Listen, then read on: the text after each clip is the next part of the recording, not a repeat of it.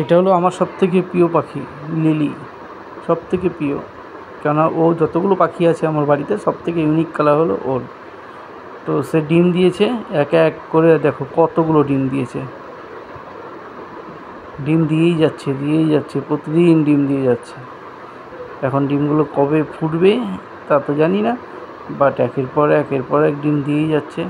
কালারটা দেখেছো কত সুন্দর ওর কালারটা, দারুণ কালার, দারুণ। দেখো এবার ডিমগুলো 1 2 3 4 5 6 7 8 9 10, পুরো 10টা ডিম দিয়েছে। বাবা রে, সবথেকে হাইয়েস্ট।